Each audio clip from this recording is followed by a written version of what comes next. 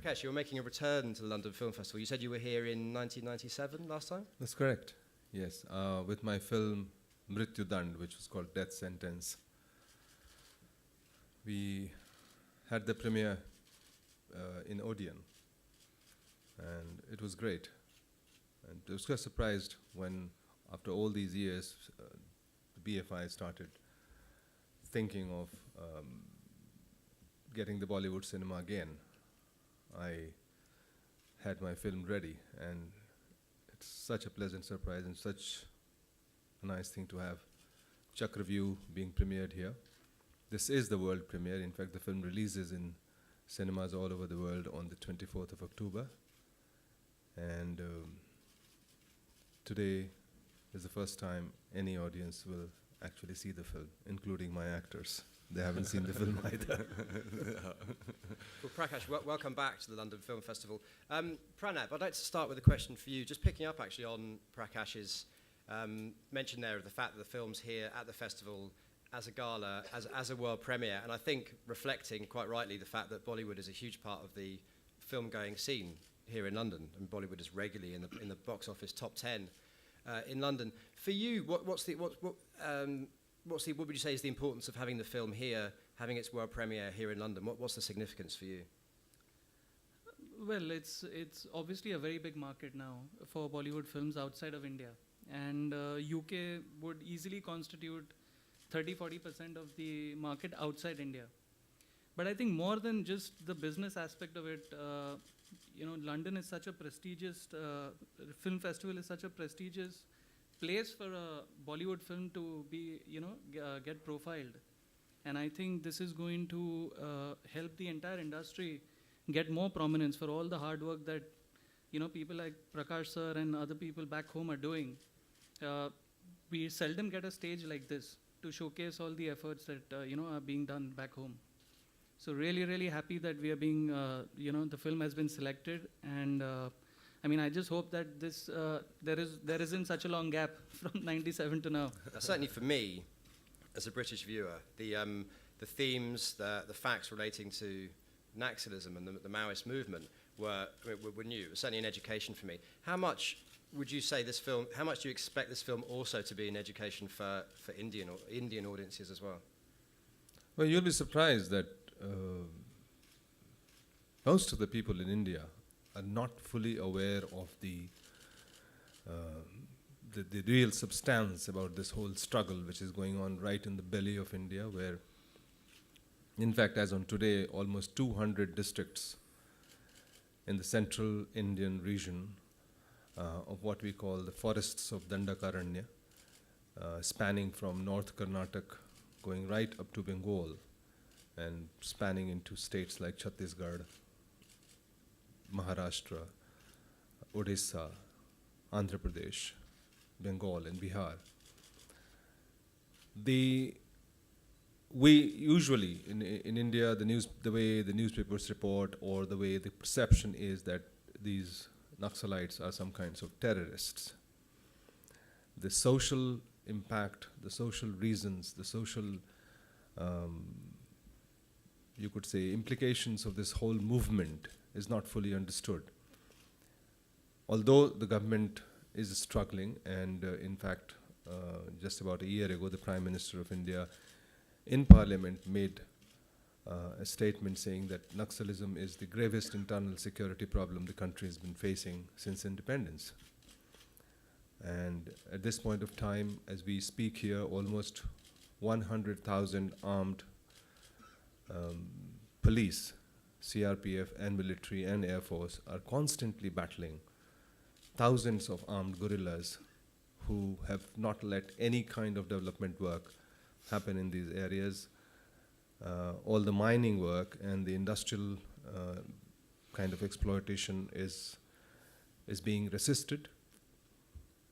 And the psyche of this development has spilled over from the jungles to our industrial areas and even our universities. And it is really becoming a huge problem, and I think the time couldn't be more right for looking into it, for trying to compassionately understand it and solve it.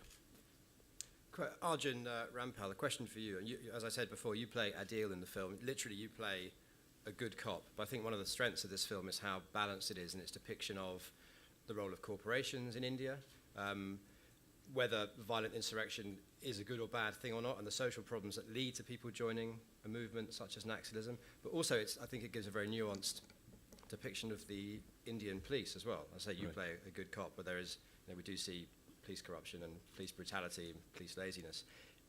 Is that, would you, from your perception as an Indian actor, is that a daring thing for Indian cinema?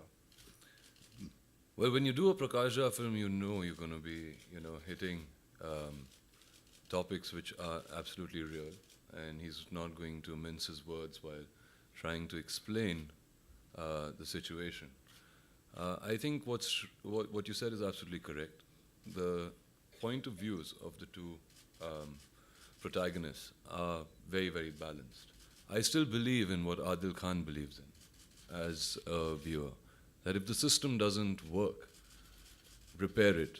You don't need to destroy it, because that's not going to help anything. And I think that is the message which my character tries to portray right through the film, that there are, yes, people in the system who are not right, but there are also people who are right who are trying to set it right and trying to set this situation that happens, which is going on in India, right. I think, he believes that if you take power at gunpoint, anybody who attains power via gunpoint, how will they rule you? And these are also point of views of his that come across. So yes, I think Prakash has been very blatant about all these things. We all would love this whole thing to come and get resolved through peace and non-violence, and that's also a very strong message in the film. And you have to balance that to show that, and I think, I hope so. I still haven't seen the film, so I just hope that balance does come out, and come through. Abbe Deal, just picking up on that, and your character Kabir has a less black and white, a more conflicted relationship with the underground politics in the film. Your character, essentially joins this movement as an undercover police officer. We won't give too much away for those who haven't, such as yourself, who hasn't seen it.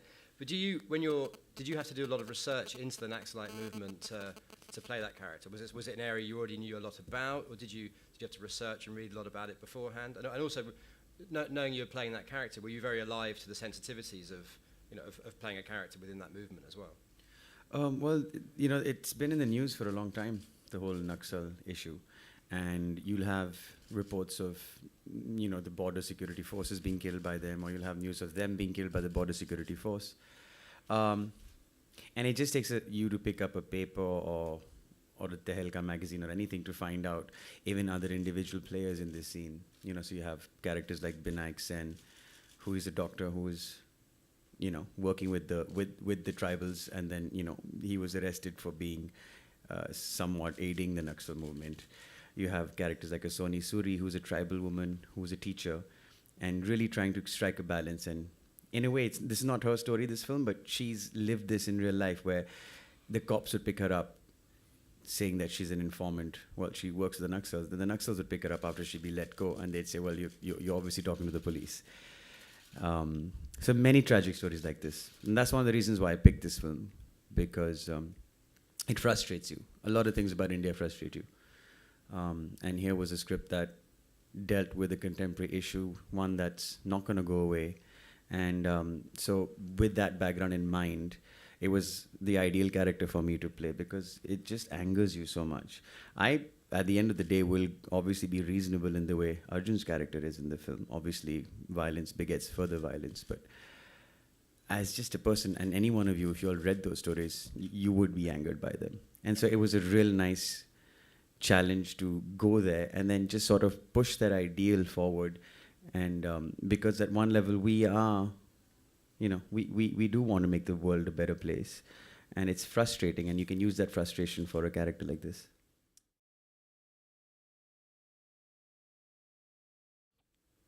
You see,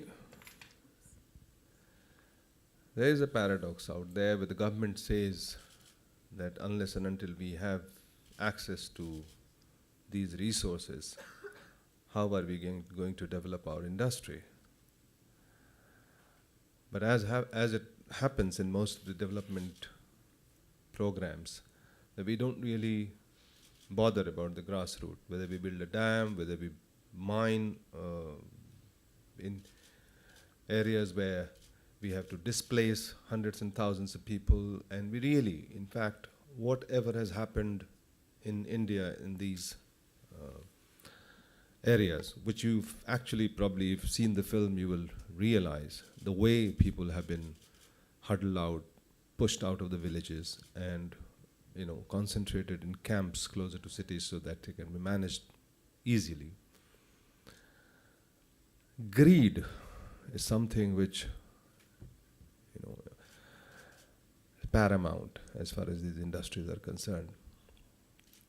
And there is a great resentment to the way these industrial houses have been developing. And I won't just want to name the one who is listed in the London Exchange. I mean, they raise their money from the alternate exchange, if I'm correct. And the ones who are there in India, because each one of them, and we have named a few of them in jest in a song,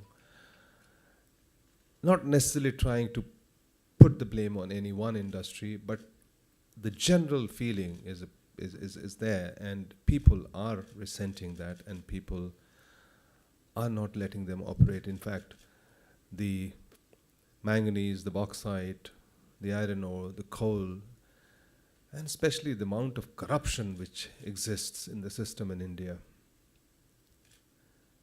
I really don't know how it can be worked out, how there can be an inclusive growth, and how benefits can go to the people who are landless, who have nothing, But to answer your question, we didn't necessarily mean, I mean, there are several examples of these industrialists who have now, the Indian industrialists who have now worldwide operations. And it's not just India where they have been behaving in this manner. In fact, we have stories of them behaving in similar manner in other African countries, in South American countries, and they're all the same.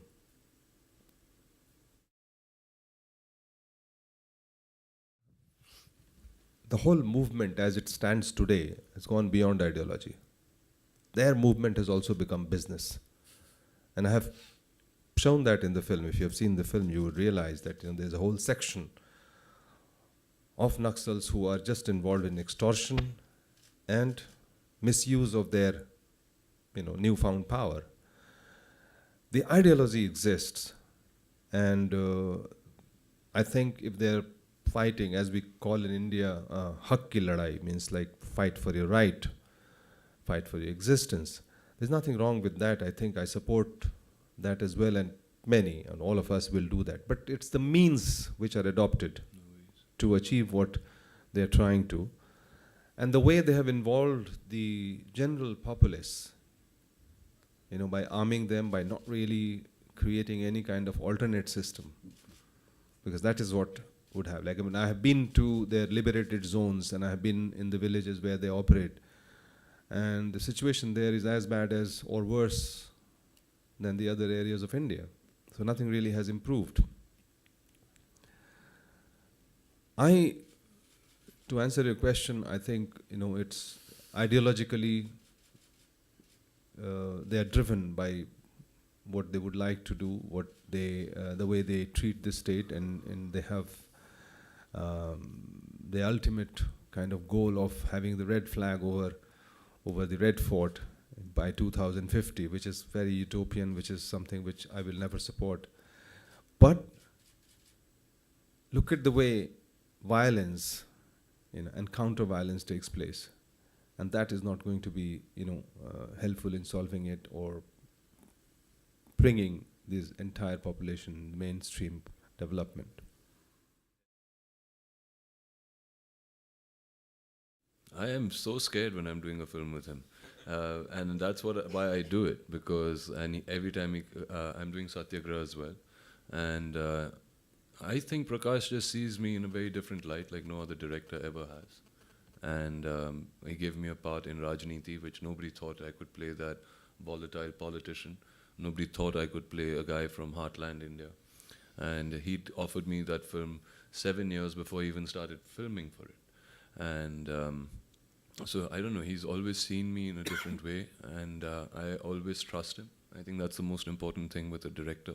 I have a lot of trust in him, and I give myself to him as an actor to who allows me to push the envelope, you know, as a director, and I can push it. And he gives me challenging parts. If it was Adil Khan, and now in Satyagraha, it's again a very challenging part, which I get. So yeah, I think I'm very fortunate that he's still not bored of me, and he's got me in 3 films. So yeah, and I hope to continue that relationship. So thank you, Prakash. It's always been a pleasure to work with him.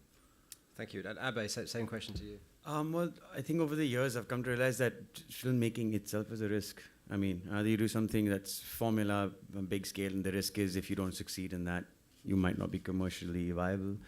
Either you do something really offbeat, new age, and then if that doesn't get critically acclaimed, it might just be you're not necessarily talented, whatever they'd say. So, I mean, keeping that in mind, I just then tend to look for the riskiest ones I can find. Yeah, it's just more fun. And if you keep a certain, consistency in doing that, then people come to respect you for it. And you just have to give you 100% and leave it up to the ticket gods.